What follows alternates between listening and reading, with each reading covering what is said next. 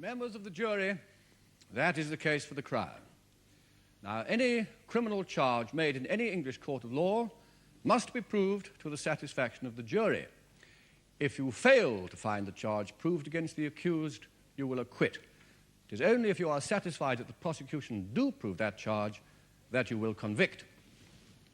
Now, the case for the Crown is this, and nothing less: that Philiip Shepherd murdered John Butlin on or about the 5th of May last, that the murder took place at Shepherd's home, that Shepherd subsequently cut the body of the dead man into pieces, that those parts of the body were then wrapped up by Shepherd, removed from his home by him, and dropped into the Irish Sea. I call Dr. Neville Sutherland.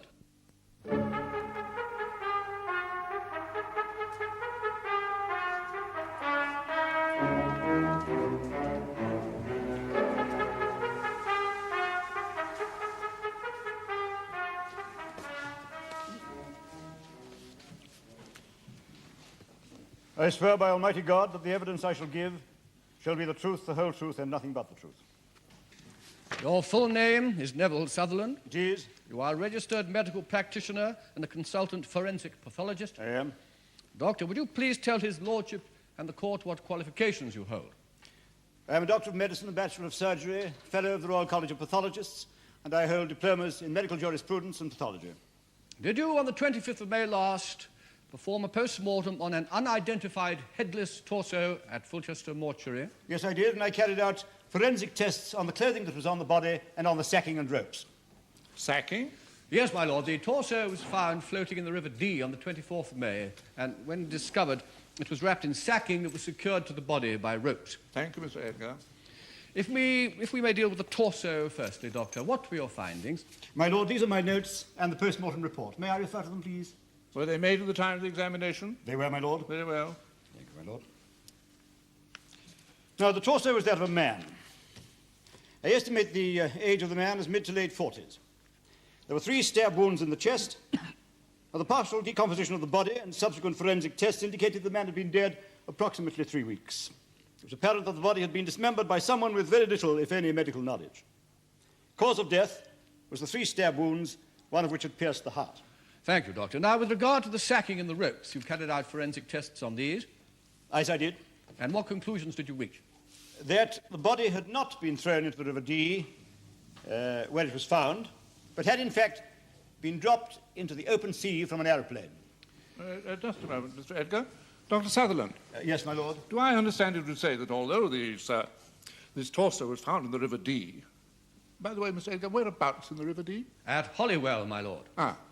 Although the torso of this man was found at Holywell in the River Dee, you believe it was dropped from an aeroplane into the Irish Sea? That is correct, my lord. That would mean that the torso is floating upriver? Yes, my lord. Wouldn't the tide carry it out to sea again? That would normally be the case, my lord. For example, a body dropped upriver in, say, the Thames would float 9 miles downstream on the ebb tide and 8.5 miles back up on the flood tide. Therefore, it would move half a mile towards the open sea on every complete tide until it eventually reached the open sea. There are, however, exceptions to this rule. Evidently, we have one here. How do you explain it? Undercurrents, my lord, occasionally move in directly the opposite direction to the direction of the tide. So as the tide is moving in one direction, a powerful undercurrent moving the other way is capable of carrying objects upriver. There have been a number of very well-documented incidents recently where radioactive waste matter has been dumped at the mouths of rivers in this country. Subsequent research has revealed radioactive waste matter had moved inland. And you believe that happened to this torso? I do, my lord. It's the only explanation for the algae which I found on the sacking and on the body itself. It is a saltwater variety, commonly found in the Irish Sea, never in fresh water. Ah. By algae, Dr. Sutherland is referring to seaweed and the like. Is that not so, Doctor? Yes, my lord. Thank you very much, Doctor. Most informative. Doctor, why did you conclude that the torso had been dropped from a plane? Apart from the 3 stab wounds, there were no external injuries on the body. Now, internally, however, there are a number of injuries which, in my experience, can be caused in only one way. I've conducted a number of post-mortems on airmen whose parachutes failed to open over the sea. Now, the internal injuries I found in this torso were identical with the injuries I had previously found in those airmen. Thank you, Doctor. Now, on the 27th of May last, were you given a set of fingerprints by Detective Chief Inspector Rutherford? Yes, I was. I carried out certain tests, and I was subsequently able to advise Chief Inspector Rutherford that the set of prints he had given me came from the hands of the dead man. And did he then advise you of the identity of the dead man? He did. He told me the body was that of John Butlin. On the 29th of May last, did the Chief Inspector request you to carry out an examination at the home of the accused? Yes, he did. I examined the first-floor flat at 42 Park Street, Fulchester. The house is divided into two maisonettes, my lord. The accused lives on the first floor. Oh, do you think plans of this flat would be of any use at this juncture, Mr. Edgar? Yeah, I was about to introduce them, my lord. Could you please? Thank you so much. Doctor, would you please tell the court what you found at the flat? Yes, on the stairs inside the front door of the flat, and leading up to the flat itself, I found traces of blood on the linoleum. On the edge of a carpet in the living room, on the boards beneath the carpet, and underneath the boards, I found further traces of blood.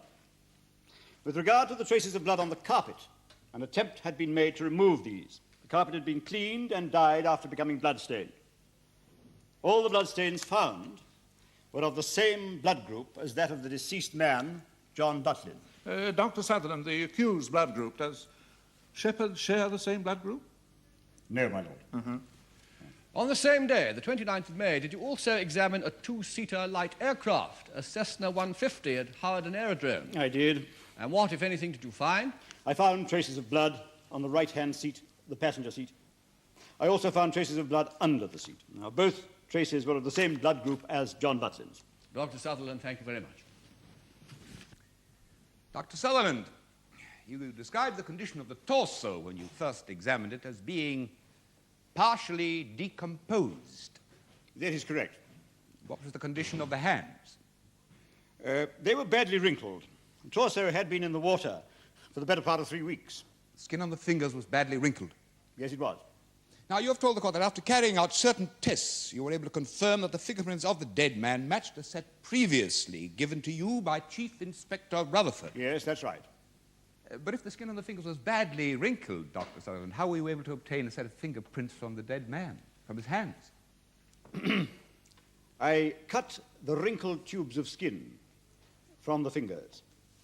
These were then placed upon the fingers of one of my assistants, thereby resulting in the skin stretching back to its original tension. We then fingerprinted the hands of my assistant and obtained a perfect set of prints. Well, I must congratulate you on your ingenuity, Doctor. I'm afraid I cannot take credit for the invention of this technique. It was perfected by Scotland Yard experts some years ago. Now, while we are discussing fingerprints, I wonder if you could tell the court about any fingerprints of the dead man that you found in the home of the accused, Philiip Shepherd. I did not find any fingerprints belonging to the dead man at Shepherd's home. None at all? I mean, not even one? No, not one. But if the dead man had entered the home of Philiip Shepherd alive and well, and subsequently after a struggle was killed in that, wouldn't you expect to find some of his fingerprints there? I would. Of course, they might have been removed. Indeed. They might equally have never been there. That is so. Yes, thank you, Doctor. Tell me, did you find any evidence of the sacking and ropes that were around the torso had come from the home of the accused? No, none whatsoever. None whatsoever. That is correct. Now, you have examined at some length and obviously in considerable detail the torso of John Butlin. I have. Now, were you able to arrive at any conclusions about the dead man, his weight, for instance? I would estimate his weight at 14.5 stone. His height, 6 feet. He was a powerfully built man. He was a powerfully built man, strong, would you say? I would estimate his strength as above average. Apart from being slightly overweight, he was a very fit man in his late 40s. You told the court, Doctor, when being examined by my learned colleague, that it was apparent to you that Butlin had been dismembered by an amateur. Someone, I quote, with very little, if any, medical knowledge. Now, what led you to that conclusion, Doctor? Well, firstly, the nature of the implements used to cut off the head and legs. The condition of the severed extremities indicated that a hacksaw had been used and an ordinary knife, a carving knife, had been used. Secondly, where the cuts had been made. Must have taken considerable time. Whoever did it certainly didn't take the quickest route. I suppose you have considerable experience, Doctor, of cutting up human bones. Oh, yes, I've been doing it for over 20 years. Is it a quiet process, sawing up human bones? No, it is not. It produces a noise that drowns ordinary conversation. It is quite impossible to dictate to one's secretary while bodies are being sawn.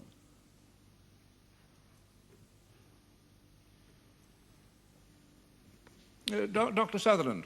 My lord. How long do you think it would take a person inexperienced in sawing human bones to saw through the thighs of a man, thus removing his legs, and then to cut off the same man's head? Well, that's impossible to say, my lord. But we're certainly talking about something more than a few minutes' work. Ah. Thank you, Doctor. Now, Doctor, the Crown's case is that John Butlin was murdered by the accused man in that flat where you found those bloodstains. Now, Butlin was stabbed frontally in the chest, was he not? Yes, he was, 3 times. Well, would you expect such an attack to pass off very quietly without a struggle or noise? No, I would not. And apart from those 3 stab wounds on the chest, there were no other injuries of an external nature? No. No cuts on the arms? No. No cuts on the hands? No. Well, if, as the prosecution allege, Butlin was killed by Shepherd, and by Shepherd alone, after a fight, would you not expect to find such wounds? I would. Do you think it probable, Doctor, from your examination of the torso of John Butlin, that he was attacked by a single assailant, by one man? I think that because of the absence of marks upon the body other than the 3 stab wounds, that the evidence renders it more likely that John Butlin was killed by more than one assailant.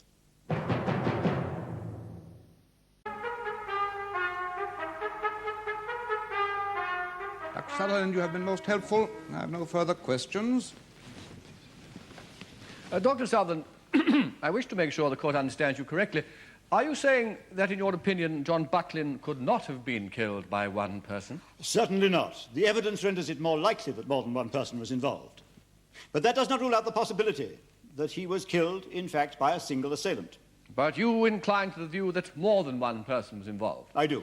And you incline to this view largely because of the absence of any cut wounds on the hands or arms or any external injuries upon the torso other than the 3 fatal stab wounds. That is correct.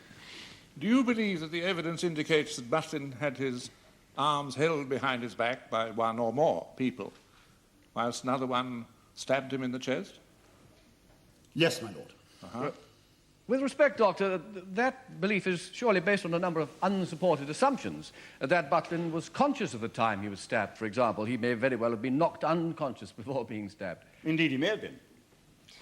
But in view of the fact that the head is yet to be found, may I suggest with respect that such a belief is an unsupported assumption? Yeah, well, let us put an end to assumptions, Doctor, supported or otherwise. Let us take it from the position of a living, conscious John Butlin, not tied up or impeded in any way, a man well able to defend himself. Now, such a man would undoubtedly put up his hands to defend himself and would, in your view, have sustained cuts to his hands or arms. That is so. Yes. My lord, please, may I, with the aid of my colleague, demonstrate a point both to the doctor and the jury? Oh, certainly, Mr. Edgar. Thank you, my lord. Mr. Perkins. Now, Doctor, I want you to imagine that my colleague is John Butlin, alive and well and able to defend himself. So.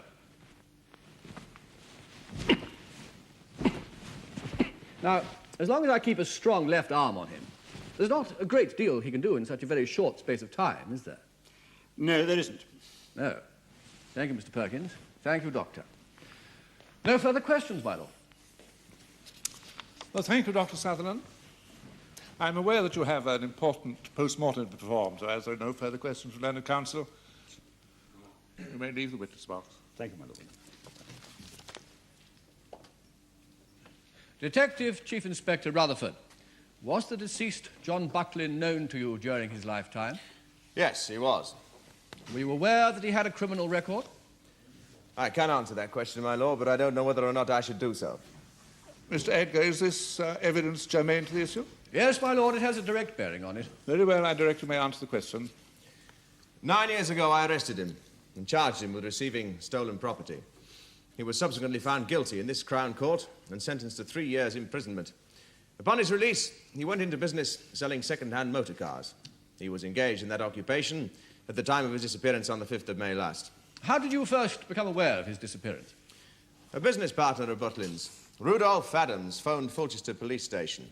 He had an appointment with Butlin at his home, Butlin's home, that is, at 5 p.m. When he hadn't appeared by 7 p.m., he became anxious. He felt sure something had happened to Butlin. Did he give any specific reasons for that anxiety? Well, the appointment he had with Butlin was a very important one. Adams insisted that his partner was not the kind of man to break such an appointment. Did he give any other reasons? Yes, he was carrying £5,000 on him in cash at the time. Adams felt his partner had been turned over. Turned over, Chief Inspector? Mugged. Robbed, my lord. Ah. What action, if any, did Fulchester Police take at that time? Normal missing persons procedure. The circulation of Butlin's description to the Missing Persons Bureau, and we carried out independent inquiries simultaneously. And based on those inquiries, what did you discover? John Butlin left his car showrooms in Fulchester at 4:30 p.m. on the 5th of May. He told his secretary he was going to keep his appointment with Adams. He was driving his blue Citroën car. He was never seen alive again. He never arrived at his home in Fulchester, which is only 10 minutes' drive from his car showrooms. His blue Citroën car was found parked near his home on the morning of the 6th of May. On the 24th of May, a torso was found floating in the River Dee. On the 27th of May, that torso was identified as being part of the remains of John Butlin. Thank you, Chief Inspector. Now, upon discovery of the torso on the 24th of May last, was a search made for the missing head and legs? Indeed, an intensive search was made of the River Dee using launches and a frogman unit. And in light of information given to me by Dr. Sutherland, that search was extended to the Irish Sea. But to date, the other remains have not been found. No, sir, they have not. All available information indicates that they are in all probability at the bottom of the Irish Sea. There's a question I should have asked the doctor, Chief Inspector, but you may be able to answer it. If all of the remains of John Butlin were dropped into the Irish Sea, why did this headless torso not sink along with the head and legs? Expansion of gases within the chest, my lord. They did make the torso extremely buoyant. I see. Thank you, Chief Inspector. Yeah. Now, after the disappearance of Butlin and prior to the discovery of his headless torso in the River Dee, what other lines of investigation did you pursue? Well, there were two main lines of inquiry. The first involved the missing money that was known to be on Butlin's person at the time of his disappearance, and the second involved all known associates and friends. Well, let us deal with the money initially, please, Chief Inspector. Butlin had withdrawn the money from his Fulchester bank account only 2 hours before his disappearance. It was all in £5 notes. His bank were able to furnish us with a serial number of just over £3,000 worth of those £5 notes. They were new notes, and the numbers ran consecutively. I authorized the publication of those numbers. Were any of them subsequently traced? Yes. A bank in North Street, Fulchester, advised us that a client of theirs had paid £800 in £5 notes into his bank account. The serial numbers of all those notes tallied with the notes paid to Butlin on the 5th of May last. And who was the client who had paid £800 into his account, Chief Inspector? The accused, sir, Philiip Shepherd. He paid them into his account on the 8th of May last. 3 days after John Butlin vanished. That is correct. Now, you testified a short while ago that one of your lines of inquiry, prior to the discovery of the torso, concerned all the deceased's known associates and friends. Now, during the inquiries that were being made at that time, did you interview the accused? No, my lord, our inquiries did not reveal any connection between the two men. Uh-huh. Thank you, my lord. Now, in view of Dr. Sutherland's post-mortem conclusions that the torso had been dropped from a plane into the sea, what action did you take? A complete check on all persons in the Fulchester area having a private pilot's license. We also made inquiries at all local aerodromes. Investigations revealed that the accused, Philiip Shepherd, held a private pilot's license. Further investigations revealed that he was a member of the Harden Flying Club and that on the 7th of May, he hired a 2-seater Cessna plane for a 2-hour flight. He hired the same plane for a 2-hour flight the following day. And is this the same plane that Dr. Sutherland examined on the 29th of May last? Yes, sir, it is. One of the bloodstains, Mr. Edgar? The same, my lord. And on the same day, did you ask Dr. Sutherland to carry out a forensic examination of Philiip Shepherd's home? Yes, I did. He found the following bloodstains. Yes, thank you, Chief Inspector. I don't think we need the findings reiterated, do we, Mr. Edgar? As your lordship pleases. Well, prior to that examination, had you taken the accused to Fulchester police station for questioning? Yes, I had. I told him I was questioning him concerning the murder of John Butlin. He asked me if I was in charge of the case. When I told him that I was, he said he wanted to make a statement. And you now produce that statement? Yes, I do. Exhibit 5, please. Who took it down? I did. Chief Inspector, will you please read out to the court the statement made by the accused after the caution? On the 6th of May, I received a telephone call from a man. I knew this man as Johnny the Print. He asked me if I was interested in earning a quick £1,000, no questions asked. I agreed to see him at my home. He arrived about 5 in the evening with 2 other men. Johnny introduced them as Big Willie and Boise. Johnny told me they had some hot plates, counterfeit plates, that is, that they wanted dumping in the sea. The deal was £1,000 cash, no questions asked. I needed money badly at the time, and I agreed to do the job. 2 of them went for the parcels and dumped them in the living room. Boise produced a large roll of fivers and counted out £1,000 onto the coffee table. After they'd gone, I phoned Harden Flying Club and booked a plane for the following day. The next day, I found that I could not lift the big parcel on my own. I put the 2 smaller parcels into my car and drove to Harden Drome. The Cessna was waiting for me. I took it up and headed towards the Irish Sea. When I was well out to sea, I dumped them. The next day, I got an old piece of lino and rolled the big parcel onto it. I then dragged the lino with the bundle on it to the top of the stairs, then let it roll down to the bottom. This time, I drove the car right up to the plane. Somehow, I managed to get the big parcel into the plane passenger seat. I took off, heading out towards the sea, and opened the passenger door and tried to push the parcel out. It wouldn't budge. I banked the Cessna steeply. Suddenly, the parcel shot out and fell into the sea below. The door whipped shut. I circled and saw that unlike the 2 parcels on the previous day, this one was floating. There was nothing I could do about it. I have not seen any one of the 3 men since. I know nothing about the murder of John Butlin. He was known to me. Everybody in Fulchester knew John to nod to. Thank you very much, Chief Inspector. And he then signed that statement? Yes, he did. A short while later, I told him I was charging him with the murder of John Butlin. He said, "You are charging an innocent man." I then formally cautioned him and charged him with the murder of John Butlin. He made no reply.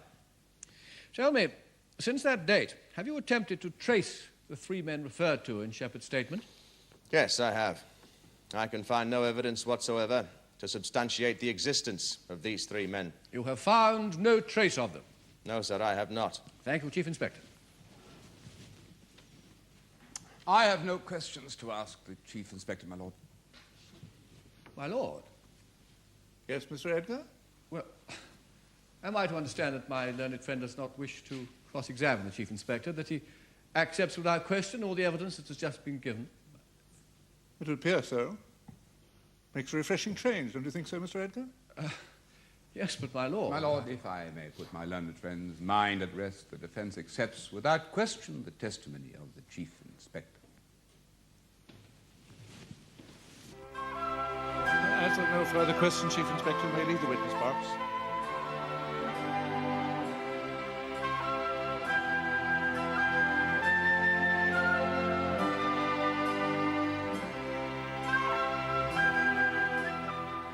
The jury in this case is composed of members of the general public. The Queen against Shepherd will be resumed tomorrow in the Crown Court.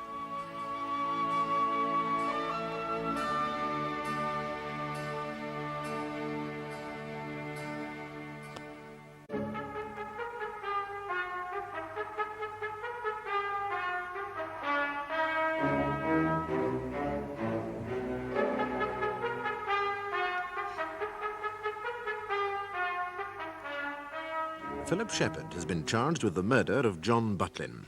As his trial enters its 2nd day, Rudolph Adams, the dead man's business partner, is giving evidence. Partnership with John Butlin for just over 3 years, buying and selling second-hand cars. And where was this business conducted from? The car showrooms in Fulchester. Was your relationship with the late Mr. Butlin purely business? No, we'd been friends for about a year before I went into business with him. We remained friends. Yes. Mr. Adams, would you please tell the court something of the structure of this second-hand car company that you owned with the deceased? Well, basically, John bought the cars and I sold them. We employed a secretary, a number of car mechanics. That's about it. Yeah, but the buying of the cars was left to Mr. Butlin. That's right, yes. Yeah. Whom did he buy from? Well, we came by them in a variety of ways. Members of the public, other dealers, part exchange deals, you know. Yes. When cars are bought by your company, how are they paid for? By cheque? Sometimes cheque, yes, sometimes spot cash. Cash, really? Is that not unusual in this day and age to carry out transactions of that nature with cash payments? No, not the motor trade, no. There are a number of reasons for cash transactions. Well, would you please tell the court some of those reasons? Well, a lot of people still don't have bank accounts. Others need cash in a hurry. John always had a philosophy about paying cash for a car. What was that philosophy, Mr. Adams? Well, he always used to say that by producing the readies, you could guarantee to knock 25 notes off the price of the motor. Readies? What are readies? Pound notes or actual cash, my lord. It is a popular euphemism. Oh, really? I can't think why. You were telling me about your partner's philosophy, Mr. Adams. Yeah, he always said that the sight of the readies, always, the pound notes, my lord, always got the punters going, and seemed to work, too. By punters, the witness means members of the public who want to sell their cars. Mr. Adams, I don't think we have any members of the motor trade amongst the jury. It might be useful if you bore that in mind when you're phrasing your replies to learned counsel's questions. So it would not be unusual for John Butlin to be carrying on his person considerable amounts of money. It would be unusual to find him without a large roll. I mean, a large roll of money, my lord. I didn't think you meant a cheese roll, Mr. Adams. On the 5th of May last, you telephoned Fulchester Police Station shortly after 7 p.m. to report your partner's disappearance. That's right, yes. I'd arranged to meet him at his house at 5 o'clock. He didn't show up by 7, so I knew something was wrong. Well, what made you think something was wrong? Well, John Butlin was never late for an appointment, either business or pleasure, in the entire time I knew him. Took great pride in punctuality, said it was the mark of an efficient person. Apart from that, I happen to know he was carrying a large amount of money with him. Larger than usual? Oh, yeah. Do you know how much? Yes, over £5,000. Do you know why he was carrying such a large amount of cash? Yes, we had the chance to buy 5 motors from a car hire firm. They were having cash flow problems, and we were offered 5 of their car fleet at a knockdown price, cash. Yes. So what was the purpose of your meeting with John Butlin on that day? Well, we were going to discuss what our top and bottom offers on the deal would be. And the plan was that having agreed what we'd pay, John would then wind up the deal the same day. Yeah, but he never arrived for the meeting. No, he didn't. No, we'd arranged the meeting earlier that day when I was at the showroom. That was the last time I saw him alive. Do you know if he had any enemies? Yeah, business rivals. I mean, we both did. Who doesn't these days? Enemies? No. He was a good man. Very well liked. I don't know anybody who'd want him dead at all. Prior to his arrest, was he accused known to you? By reputation. My lord, I submit my learned friend is beginning a line of questioning that is improper. Improper? In what way, Mr. Canty? On the witness's own admission, he has no direct knowledge of the accused. Therefore, any elaboration on his last answer would surely be hearsay, my lord. It would also seem that my client's character is about to be attacked. Mr. Edgar? My lord, I feel my learned friend is being somewhat previous. I was quite prepared for your lordship to rule on my next question prior to the witness answering. With respect, my lord, by that time the damage might very well have been done. Yes, I see. Mr. Edgar, I'm not, of course, ruling upon a question you have yet to ask, but I would remind you of the rules covering hearsay evidence and such other dangers. Yes, my lord. Mr. Adams, do you know, or have you ever known of, a man called Johnny the Print? No. Do you know, or have you ever known of a man known as Boise? No. Do you know, or have you ever known of a man known as Big Willie? No. During the entire time that you knew the late John Butlin, some 4 years, I think you said, did you, during that time, ever hear your business partner refer to any of these 3 men? No, never. Thank you very much, Mr. Adams. Did you know that your business partner had a prison record? What's that got to do with this trial? Mr. Adams, I will decide the pertinence of questions. Answer the question. Yes, I did know he had a prison record. You knew, did you not, that he had received a 3-year prison sentence for receiving stolen goods? My lord, this is going to do the car business no good at all. The purpose of this trial is not to enhance your business. We're here to establish whether Philiip Shepherd murdered John Butlin. Yes, I did know he'd been inside for receiving. You know, I find your list of priorities revealing, Mr. Adams. More concerned with profit than establishing that this man murdered your business partner, your friend, the man you just referred to now, as a good man. Well, he's dead. Well, I mean, I'm a realist. Life goes on for the rest of us. It does indeed, Mr. Adams. Would you agree with me that you stand to benefit greatly from the death of John Butlin? I don't know what you're talking about. Oh, I think you do, Mr. Adams. John Butlin left no heirs. The car business is now all yours, is it not? I suppose it is. There is no supposition about it, Mr. Adams. It is now registered as sole owner, Rudolph Adams. What was your turnover last year? I don't know. I don't carry the figures about with me. Oh, well, I do, Mr. Adams. Would you agree with me that your audited books for the last financial year showed a gross turnover of £157,000? You say so, yeah? I don't say so, Mr. Adams. Your books do, and you are now sole owner. What are you suggesting? Nothing, Mr. Adams. I'm merely wishing to establish some facts. That is all. Now, those 2 hours that you spent waiting for your partner on the day he vanished, where exactly did you wait for him? I told you I waited at his home. Who let you in? I've got my own key to his house. He had one to mine. So you let yourself in? That's right. Was anyone there? No, he lives alone. Did anyone call at the door or telephone during those 2 hours that you waited for your colleague? No, they didn't. I made a number of calls out there. No, did you? Who did you phone? Our secretary at the showrooms, a couple of clubs. I also phoned several other car dealers. I was looking for John. I also phoned the car firm we were going to buy the cars from, see if he'd gone straight there, but he hadn't. At 7 o'clock, I phoned the police. I knew something was wrong. A man like John doesn't just vanish into thin air. Now, we've had evidence in court that John Butlin was in good physical condition at the time of his death. Would you agree with that? Certainly. He was tough as nails. Indeed, a man like John Butlin doesn't just vanish into thin air, does he? Unless somebody arranged it. Those phone calls you made while you waited for your partner, no one phoned you back. I've already told you, nobody phoned. Didn't you give them any phone numbers so that they could contact you in case they saw your partner? I don't think I did. But surely, Mr. Adams, correct me if I'm wrong, but this was the situation, was it not? You had a meeting with your business partner at his home. Your partner is carrying a large amount of money. He does not arrive for the meeting. You become anxious, firstly, because you, better than anyone, know that John Butlin sets great store on punctuality. Secondly, you are concerned because of that large amount of money that he is carrying. You get anxious. You begin to phone around, trying to establish if any of your friends had seen Butlin.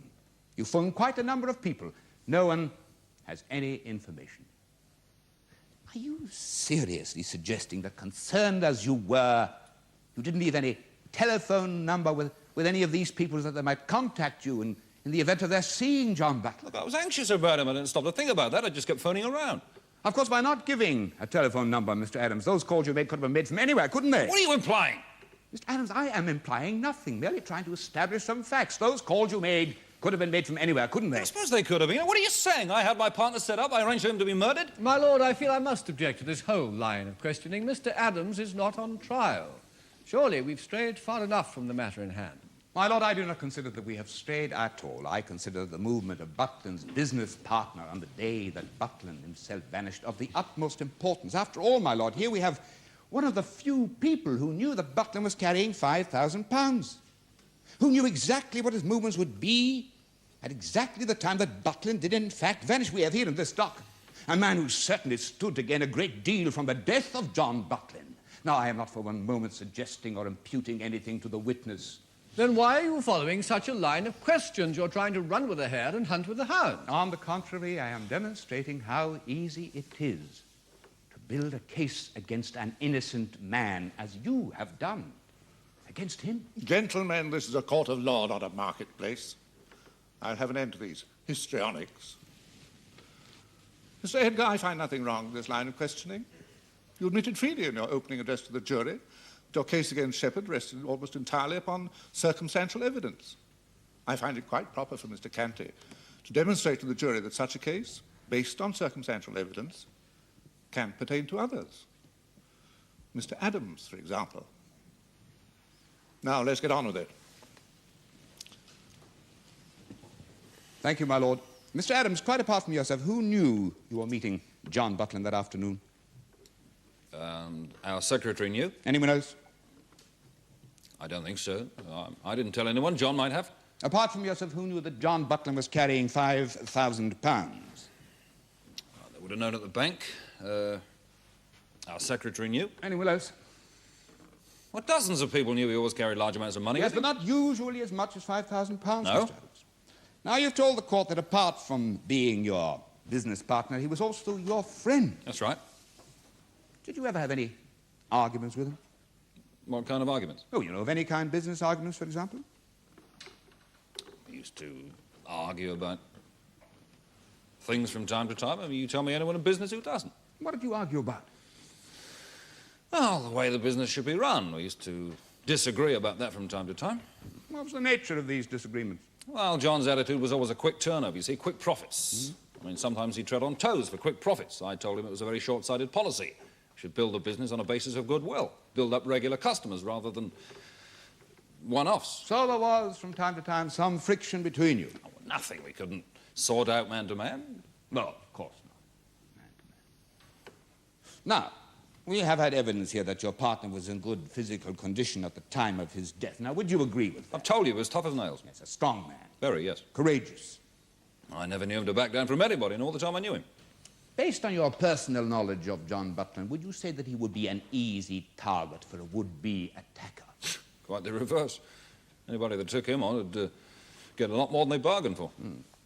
Tell me, Mr. Adams, are you a very courageous man? I don't know. Just now, in answer to my learned friend's questions, you told the court that you had never heard of 3 particular men. That's right, yes. Now, let me test your courage this way, Mr. Adams. Suppose you are asked to help the police in identifying a gang of men whom you knew would not stop short at murder if they knew that you had given them away. Do you think you'd be very anxious to assist the police? I have assisted the police. Were you warned to keep quiet about these things because the men they were seeking might be violent?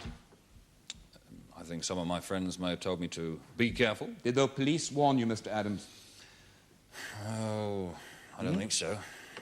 Oh, it's difficult to remember who said what. Ah, yes, I'm sure it is.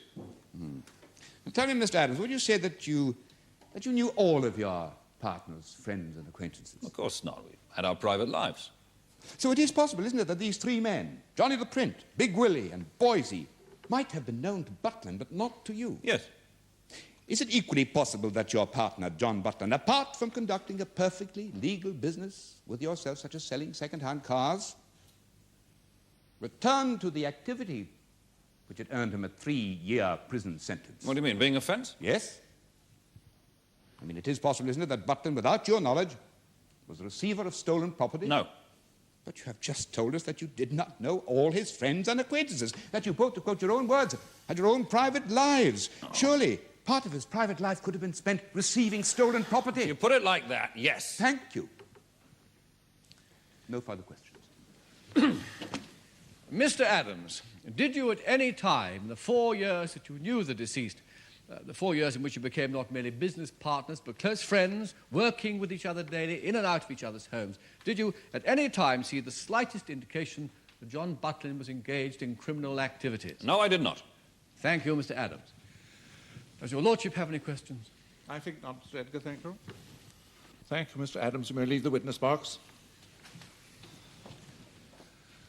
I call Miss Janet Morris. I work in Johnson's hardware shop in Grant Road, Fulchester. Is there anyone in the courtroom who is known to you? No, I don't think so. I didn't mean his lordship, Miss Morris. Please, look carefully around the courtroom. Oh, Mr. Shepherd. He's one of our customers. Thank you, Miss Morris. Now, you recall a particular incident that occurred in May that involved Mr. Shepherd? Oh, I don't know.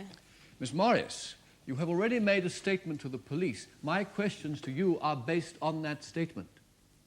Oh, I see. Well, why didn't you say so, then? Yes, Mr. Shepherd came into the shop to have a large carving knife resharpened.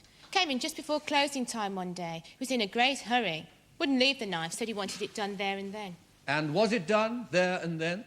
Oh, yes. He wouldn't wait for a proper edge to be put on it. Said he needed it in a hurry. And what day did this take place? On the 5th of May.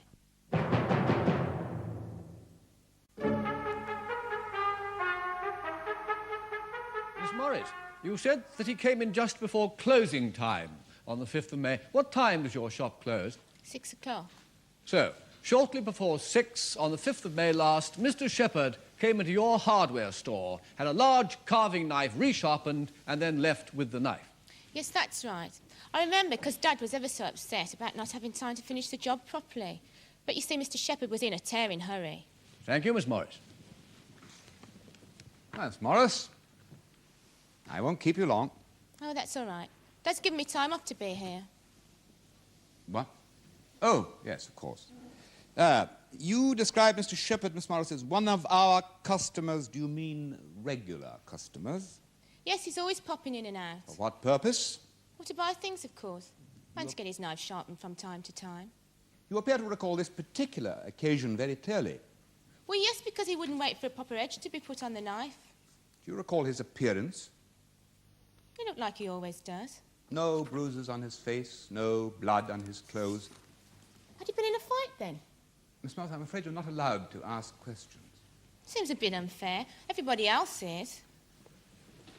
Were there any bruises on his face, Miss Morris? Was there any blood on his clothes?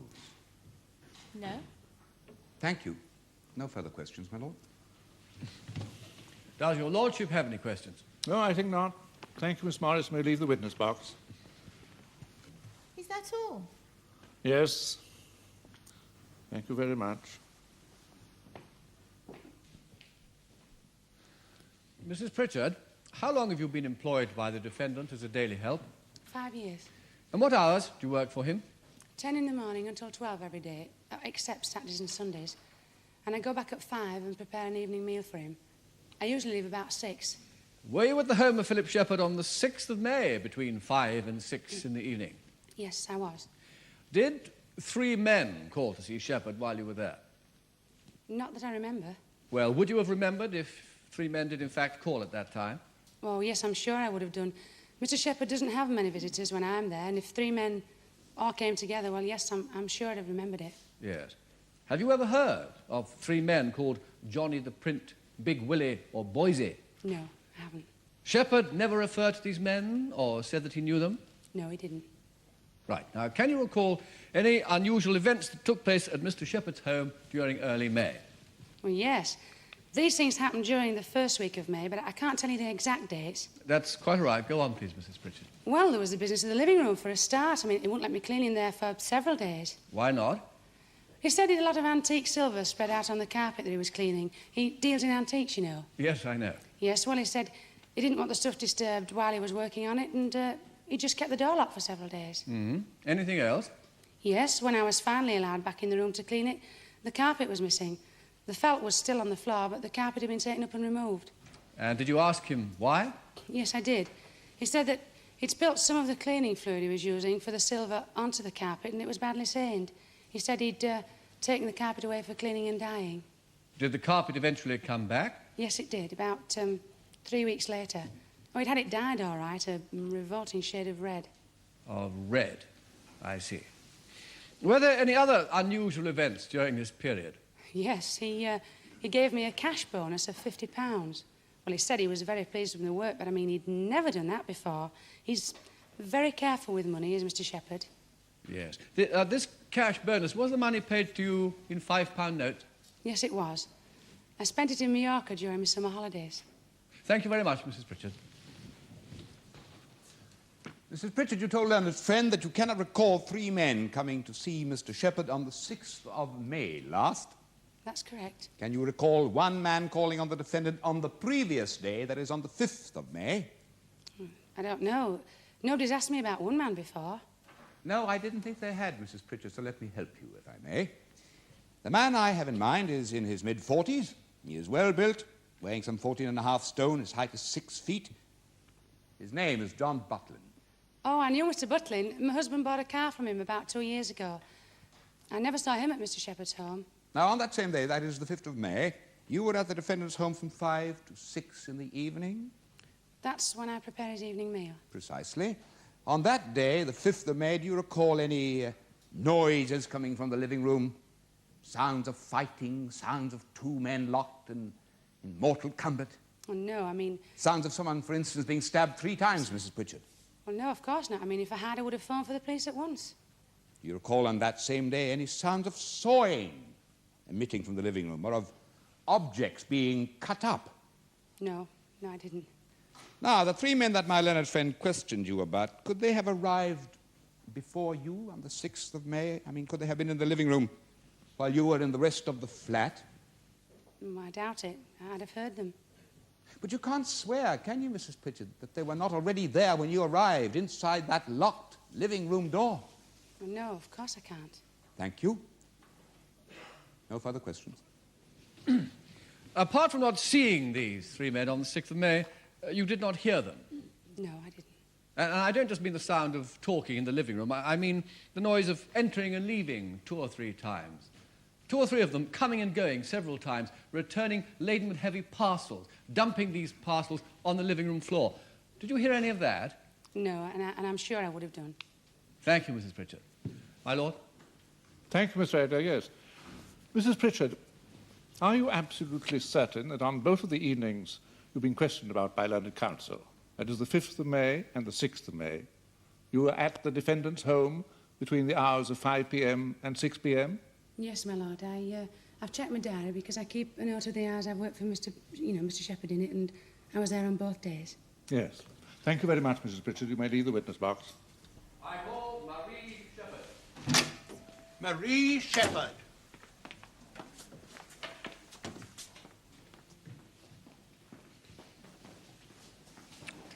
What religion are you? Take the book in your right hand, read the words on the card. I swear by Almighty God that the evidence I shall give shall be the truth, the whole truth, and nothing but the truth. What is your full name? Marie Shepherd. Are you related to the accused? Yes, he's my father. What is your occupation, Miss Shepherd?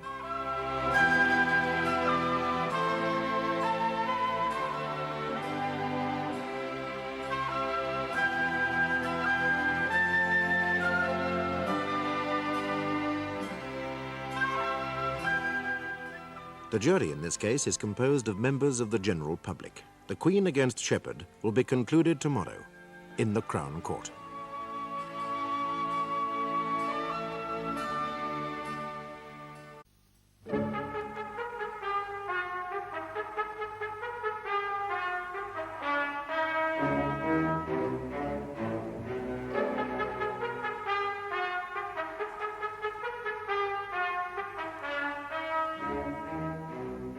Philiip Shepherd has been charged with the murder of John Butlin. His daughter has just been called to give evidence for the prosecution. Related to the accused? Yes, he's my father. What is your occupation, Miss Shepherd? I'm taking a law degree at Fulchester University. I'm in my 2nd year. I understand you live in the ground floor maisonette directly beneath your father. That's right. My lord, I wish to make it clear that I'm giving evidence for the prosecution against my wishes. I've no desire to testify against my father. I think that is understood, Miss Shepherd. I'd like to ask you some questions about your movements in the first week of May. I understand. My lord, I know that as I'm not an expert witness, I shouldn't refer to notes, but I wonder if I might refer to my study schedule to ensure my answers are entirely accurate. I don't see why not, Miss Shepherd. Any objections to that, Mr. Canty? No, my lord. Now then, Miss Shepherd, the 5th of May last, what were you doing that afternoon? Researching at Fulchester Public Library in the afternoon, then revision work at home in the evening. Have you any idea what time you returned to your flat? It would be about 6 p.m. Yes. Did you see your father that evening? Yes, I saw him in the hall. He was a bit breathless. He'd been rushing to get to the shops before they shut. He said he had some work to do and would be busy for the rest of the evening. Did you hear any unusual sounds coming from his flat that evening? No, just ordinary everyday noises. Dad moving about, having a bath or shower. Do you recall any toing and froing upstairs between 5 and 7 on the evening of the 6th of May? No. Very well, then. Now the 7th of May, Miss Shepherd. I was at university all that day. Well, I didn't return home till about 9 in the evening. Yes. And the following day, the 8th of May? I was in and out all that day. That was the day I thought Dad had fallen down the stairs. Oh, really? Why do you think that? Oh, I was at home reading in the early afternoon. Well, I heard this tremendous bumping on the stairs. I thought Dad had fallen over. I rushed out, but he was all right. He said he was just taking some rubbish to dump. Please, go on, Miss Shepherd. Miss Shepherd, you were telling the court your father said he was taking some rubbish to dump. What kind of rubbish? He had a large bundle. I offered to give him a hand, but he said he could manage. I went back indoors. Taking some rubbish to dump? That's right. Yes. And finally, Miss Shepherd, do you know or have you ever heard your father refer to 3 men known as Johnny the Print, Big Willie or Boise? I've never heard of them. But there are lots of people who exist who I've never heard of. Oh, yes, quite so. Thank you, Miss Shepherd. Miss Shepherd, during the period of time that my learned friend has been questioning you about, apart from the events you have described, did you ever hear anything else or see anything else involving your father? No. No sounds of fighting from the flat above? Fighting?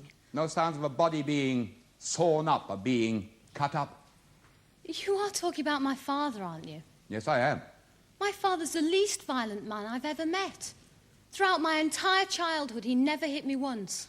I've never seen him lose his temper. To me, he's a very gentle man. Thank you, Shepherd. No further questions? Does your lordship have any questions? No, I think not, thank you, Mr. Edgar. Then that, my lord, is the case for the Crown. I call Philiip Shepherd.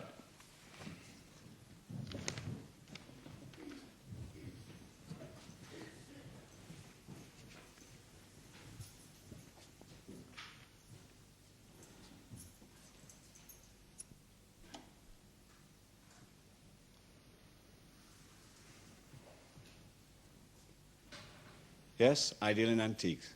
How long have you been engaged in that line of business? Oh, more years than I care to remember. Most of my life, in fact. Do you find it a very lucrative profession? It fluctuates. You can have lean periods and then very good ones. Now, Mr. Shepherd, upon your instructions, I took no issue with the evidence of the chief inspector. That was because you accepted that his testimony, particularly that part giving your statement, was entirely accurate. No, that is not the reason I instructed you accordingly. Really? Then what was the reason, Mr. Shepherd? Well, having heard that statement read out at the committal proceedings, I realized that it was absolutely pointless for me to contest any part of it. I felt it would only prejudice my case in front of a jury. Mr. Shepherd, do I understand you correctly? Are you saying the Chief Inspector Rutherford's evidence was wrong? That he was in error? Yes, my lord. Well, you can't have it both ways. The time to challenge Chief Inspector Rutherford's evidence was when he was in the witness box. To do so now would be improper. Most improper. Yes, I appreciate that, my lord, but my counsel asked me my reasons. I'm on oath. I'm therefore telling the truth. I see. Mr. Canty, I must warn you to steer a very fine course. Of course, my lord. I realize I am in certain difficulties, but without wishing to retrospectively challenge Chief Superintendent, I do feel that I must question my client as to the background to this position he has chosen to take. You're embarking on a very dangerous course. My lord, perhaps the jury should be excused during this discussion. It may well come to that. We shall see. Carry on, Mr. Canty. Thank you, my lord. Was the Chief Inspector known to you prior to your arrest? Yes, he was. I was visited at my antique shop by him, or his men, continually, over a period of years. Why did they visit you, these policemen? Ostensibly to give me current lists of stolen valuables that might be offered to me. You say ostensibly. Was there any other reason? They'd ask me questions about this robbery, about that break-in. Did I know who was responsible? Had I any idea where the stuff might be? Surely these would be routine questions. I mean, a man in the antique business ought to be used to that sort of thing. There are many ways of asking questions. I'm sure you know that. I feel we have the drift of this now, Mr. Canty. Yes. Might I suggest that you explore other avenues? Very well, my lord. How well did you know the deceased, John Butlin? Well, not very well. As I said in my statement, I knew him to nod to, and a couple of times we'd had drinks together in nightclubs. Apart from that, you had no other contact with the dead man? None at all. Now, in your statement to the police, Mr. Shepherd, you said that the man, Johnny the Print, was known to you. Is that correct? Yes, I've met him a couple of times in Liverpool in nightclubs. We got on well together. He sold me some silver on one occasion. Now, when he phoned you on the 6th of May and asked if you would be willing to earn a quick £1,000, were you surprised? Well, not really. He made it clear on the phone it was because I flew. I mean, did you realize at the time that the job might involve some element of criminality? Oh, yes. People don't offer you £1,000 cash, no questions asked, for a straight job. Despite that fact, you were prepared to consider it? Yes, I was. I was very short of cash at the time. Now, the details recorded in your statement about how the men came to your house, are they accurate? Yes, they are. It's all accurate as far as it goes. I see. What you are objecting to are omissions? Yes. Perhaps I can help my learned friend, my lord. When I cross-examine the witness, I'm prepared to question him about these omissions, and in the light of his answers, it might be that Chief Inspector Rutherford should be recalled to the witness box. Mr. Canty? My lord, I am obliged to my learned friend. Thank you. Thank you, my lord. So these three men came to your house at about 5 o'clock on the 6th of May, and for £1,000 you agreed to drop 3 parcels into the Irish Sea. That's correct. Johnny told me there were counterfeit plates that needed to be lost fast. Now, the account you gave in that statement read out by the Chief Inspector of how you disposed of what you thought were counterfeit plates. Do you accept that? Yes, it is entirely accurate. Now, we've had evidence that on the day that Butlin disappeared, you had a knife, a carving knife, sharpened. Why did you have that knife sharpened? I bought a job lot of antique Victorian boxes earlier in the day. When I got back to the flat, I discovered in one of them a quantity of junk jewellery, dress items, that sort of thing. Among the jewellery was a Georgian diamond earring. Just the one was relatively worthless, but the pair could have been worth a great deal of money, perhaps £30,000. That particular box had a false bottom. I could hear something rattling around inside. I thought it would be the other earring, but I couldn't get the bottom out. My knife edge was too thick. That is why I needed a knife with a fine edge, to prise that bottom out. And did you discover the matching earring? I'm afraid not, my lord. There was just a worthless brooch inside. When did you realize that the 3 parcels you had agreed to drop did not, in fact, contain counterfeit plates? When I tried to move the big one, I saw there was blood on the carpet. Now, what did you then think they contained? I didn't think. I didn't want to think. I just wanted to get that damn parcel out of my home. It was pointless going to the police. I've already told you how anxious they were to nail something onto me. Imagine going to see Chief Inspector Rutherford. Oh, by the way, Chief Inspector, I thought you might like to know there's a parcel in the middle of my living room oozing blood onto the carpet. I don't know what's inside or I got there, but I'm sure you'd be interested. That was a lovely catch-22. What do you mean? I mean that I was caught either way I moved. If I went to the police, they'd probably charge me with a very serious crime. If they didn't charge me, went looking for the 3 men, the odds are the 3 men would find me before the police found them. I mean, I'd be the next parcel dumped into the Irish Sea. My only hope was to get that parcel out of my home, onto a plane, and into the Irish Sea. That's what I did. Did you kill John Butlin? No, I didn't. Did you cut his body up? No, I did not. No further questions.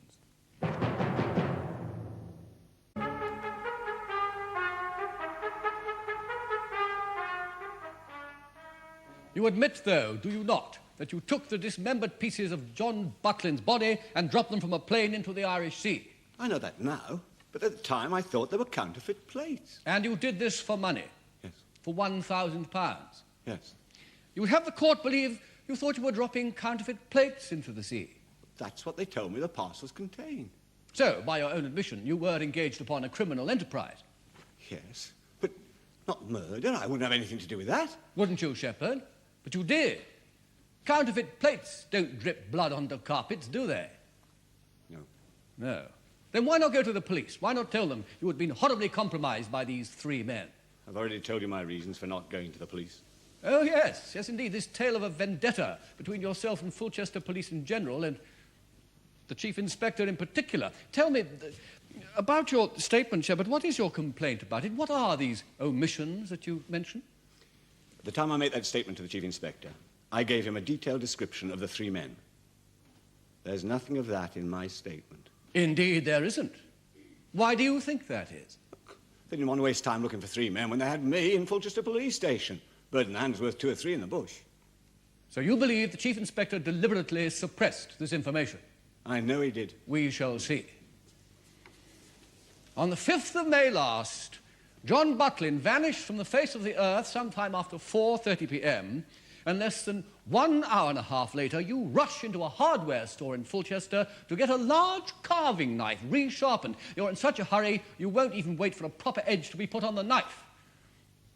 I put it to you that your need for a sharp carving knife was to cut up the body of John Butlin. You're wrong. I put it to you that between 4:30 and 6 p.m. you had killed Butlin in your flat. That's not true. And that having killed him, you were faced with an apparently insurmountable problem. With all due respect, Mr. Shepherd, you're not a very big man, are you? No. Average strength? I think so. I'm sure you couldn't lift and carry out of your flat the dead Butlin, a man weighing some 14.5 stone, some 6 feet tall. You're talking pure fantasy. Am I, Shepherd? But it's no fantasy that you couldn't lift the headless torso out of your flat, is it? It was only with the greatest difficulty that you managed to drag it to the top of the stairs and then let it bump its way down to the bottom. Now, that's no fantasy, is it? No. And when the noise of that torso bumping downstairs disturbed your daughter, you told her you were just taking some rubbish to dump. Is that how you value human life, Shepherd? Some rubbish to dump? I didn't want Marie to get involved. On 2 separate occasions, you took parts of Butlin's body up into a plane, flew out over the Irish Sea, and dropped them into the water. Now, that is correct, is it not? Yeah, but I said I thought I was dumping counterfeit plates. You were prepared to put your own life at very real risk for £1,000 to dump counterfeit plates for forgers. You were prepared to risk your life for a trifle? I wasn't risking my life. Oh, but you were. The plane that you flew was a single-engined Cessna 150, was it not? Yes, it was. Well, if that single engine should fail, your life would be in very great danger over an open sea. And you put your life in that danger, didn't you? Oh, I never thought of it. Oh, come along now, please. You're an experienced flyer. Surely you wouldn't put your life into very real jeopardy just for £1,000. Well, I did. Did you? I suggest you only took that risk in a bid to get away with murder. That the only way you could get the dead body out of your flat was by cutting it up, and then only with the very greatest difficulty. And why? Why was the door to your living room locked for a number of days early in May? Oh, I didn't want Mrs. Pritchard poking around while the parcels were in there. I put it to you that you didn't want Mrs. Pritchard or your daughter or anyone else walking in on you while you were cutting up the body of John Butlin. I further put it to you that these 3 men, Johnny the Print, Big Willie and Boise, are a fabrication, figments of your fertile imagination. They do not exist outside your own mind. Well, what do we know of these 3 men? Nothing, except what you have told us about them. Nobody saw them enter your flat. No one saw them leave. No one apart from you has ever seen them. What do you know of such men? What could you know about such men? You're cocooned in your upper middle-class life. Prep school, public school, university, read for the bar. You've moved from one ivory tower to another. There's another world out there. In London, you can get a man to kill for £500. You can buy a gun for 50 in Liverpool. You can arrange for a man to slash another man's face in Glasgow with a razor for £25. There are nightclubs in Birmingham where you get a glass in your face for just looking at another man's wife. Yes, just looking. Those 3 men exist, all right. And dozens like them. You ask the police. Ask the casualty doctors in every bigger hospital. Ask the governor of any prison. You live a privileged life, Mr. Edgar. I've sat here and listened to you for the last 3 days, playing games with the truth. Mr. Shepherd, you must not take it all so personally. Oh, Lord, I do take it personally. My freedom is a very personal matter. You see, I can't win. If I'm convicted, I face a life in prison. If I'm acquitted, then sooner or later those 3 men will come looking for me or they'll send somebody else. See, no one's allowed to grasp, to inform. That may not be the law in this courtroom. In this courtroom. But it's the law where those three come from. How well did you really know John Butlin? I've told you. I knew him to nod to on the street, and a couple of times we had a drink together. Well, what did you discuss over those drinks? What do you mean? What did we discuss? Well, did you discuss current events in Portugal, for example? We talked about his car business and the antique game. That sort of thing. When Mr. Adams was giving evidence, my learned friend was at pains to discover if John Butlin was at the time of his death engaged in any criminal activity, receiving stolen property, for example. Maybe you can assist him in that area. Did you know the deceased had served a prison sentence for receiving? Yes, of course. Lots of people knew. Do you know if Butlin engaged in such activities after he'd been released from prison? Oh, I don't know. That was his affair, not mine. Yeah. Did you know he was in the habit of carrying large sums of money around with him? Yes, of course. Anyone with the slightest connection with John Butlin knew that. And you knew that, did you? You knew he carried around large sums of money. Well, that's what I've said. Yes. And at the time of Butlin's death, you were, now just let me see, how did you phrase it? In view of the fact that I needed money badly, at that time I agreed to do the job. And that, of course, if we are to believe you, was the job of dumping the remains of John Butlin into the Irish Sea. That is right, is it not? Yes. For £1,000. Yes. Yes, £1,000 cash, money that had come from the dead man's pocket. But I didn't know that at the time. What you didn't know at the time was that there was a record of the numbers of over £3,000 worth of those notes. You didn't know that, did you? No, I didn't. No. Now, these three men that you tell us exist, why should they contact you? Johnny the Print knew I flew planes. He said a couple of times that he could probably put work my way. Did he indicate what kind of work? No, he didn't. That first time I'd worked for him. Disposal of a man's body for £1,000. I put it to you, Shepherd, that a man who will dispose of a body for £1,000 will kill for 5,000. You can put to me what you like.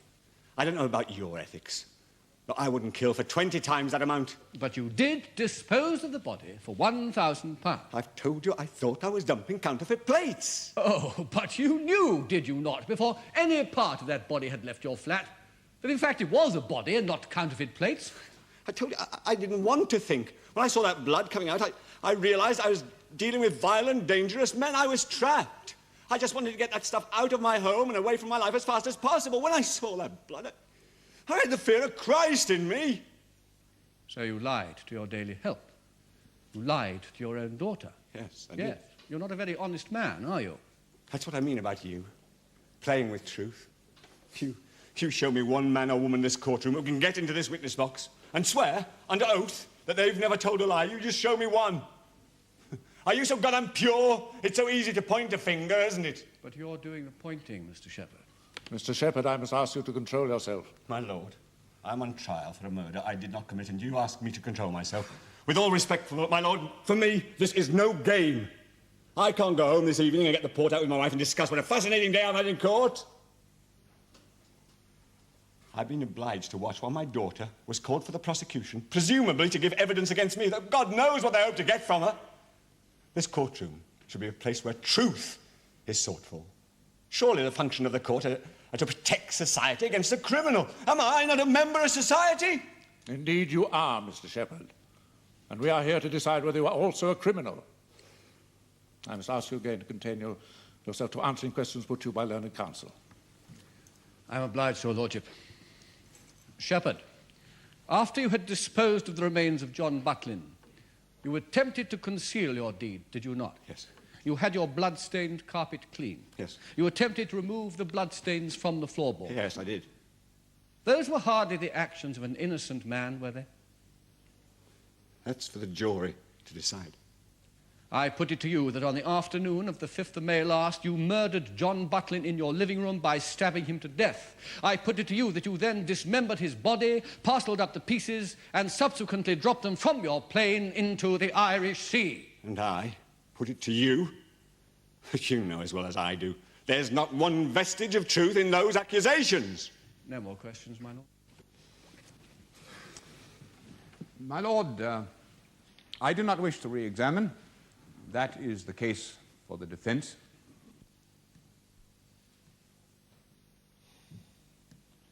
I do not recall that at any time Shepherd gave more than the sketchiest description of these three men. Was he given the opportunity to look through what I believe you call your rogues gallery, photographs of known criminals? Yes, he was. He looked at a number of books. He failed to identify anyone. Thank you, Chief Inspector. Inspector, you say that he offered you only the sketchiest of descriptions of the three men. That is correct. Well, I put it to you, Inspector, that he gave you the following descriptions. Firstly, Johnny the Print, Liverpudlian, age about 50, height about 6 foot 2 inches, well-built, red hair. Secondly, Big Willie, Scotsman, probably from Glasgow, age about 35, bald, 2 front teeth missing. Thirdly, Boise, slim-build, cockney, black hair, age about 25, wore glasses. I put it to you, Inspector, that he gave you these descriptions. Absolutely not. You say he was shown books of mug shots. How many of these books was he shown? About 6. About 6? Would I be right in saying, Inspector, that you have at your disposal several hundred of these books of photographs or mug shots or whatever you care to call them? Yes, you would. Indeed, there is no direct proof that the living Butlin was ever in Shepherd's flat. But undoubtedly the dead body of that man was in Shepherd's flat. And equally, it is beyond issue that Shepherd disposed of that body. Now, he has sworn that he did not know that it was Butlin's body. He has told us of his agreement with these three men to dispose of counterfeit plates. You will consider that testimony very carefully. He has given a simple explanation of his need for a sharpened carving knife on the day that Butlin vanished. The prosecution have suggested a much more sinister reason, that sharpened carving knife. Now, if you consider Shepherd's story of these three men to be a tissue of lies, that will go a long way towards establishing his guilt. If, on the other hand, you believe his account, you must acquit him. Members of the jury, will your foreman please stand? Now just answer this question, yes or no. Have you reached a verdict on which you're all agreed? Yes. And do you find the defendant, Philiip Shepherd, guilty or not guilty on the charge of murder? Not guilty. I told you I was innocent. It's academic, Shepherd. They'll charge you with being an accessory after the fact to murder. You'll probably get 10 years.